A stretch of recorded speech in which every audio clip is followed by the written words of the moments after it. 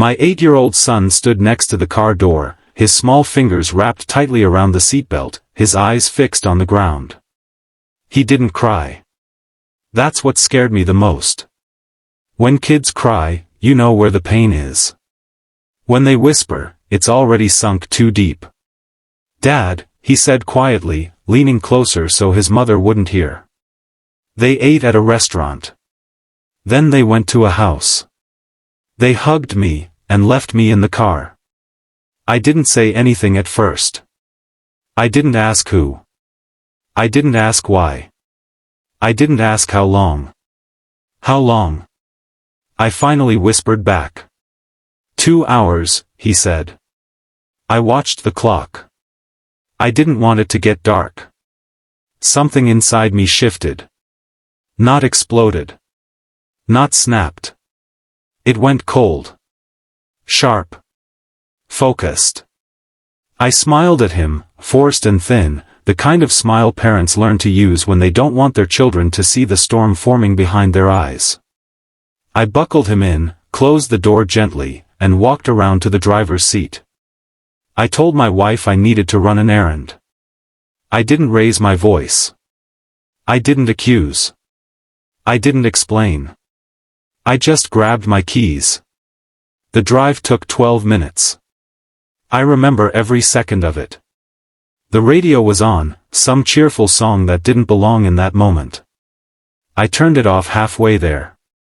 My hands were steady on the wheel, but my jaw hurt from how hard I was clenching it. These were people we trusted. Parents from my son's school. Friendly. Smiling. Always talking about community and kids being kids. They'd offered to take him along while their own child had a playdate. Ice cream first, they said. Then back home. Instead, my son waited alone in a car while adults laughed, ate, hugged him briefly like an afterthought, and disappeared behind closed doors. When I pulled into their driveway, I didn't hesitate. I didn't rehearse what I'd say. I didn't knock. The front door was unlocked. I walked in.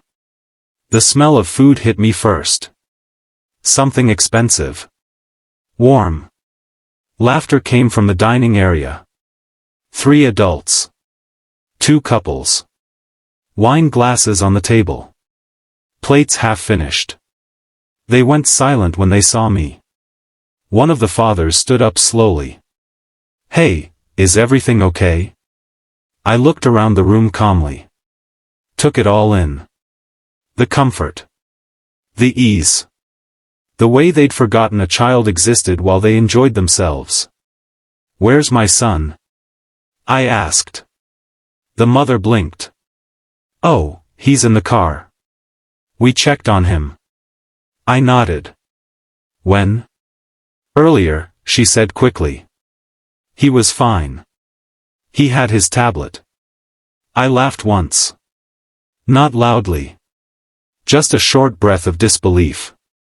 "You left an 8-year-old alone in a car for 2 hours," I said. My voice didn't shake. "You ate. You hugged him. And then you went back to eating." One of them tried to explain. "It wasn't that long. And the windows were cracked." He didn't complain. I stepped closer to the table. "Children don't complain when they're scared," I said.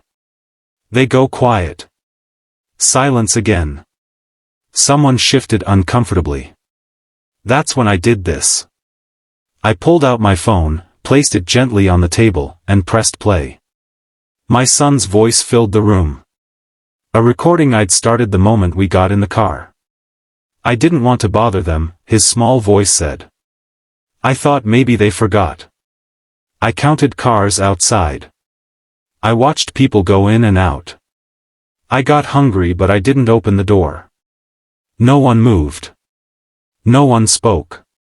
Then I picked up the car keys from the table. The ones they'd casually tossed there. I held them up. "You forgot something else too," I said.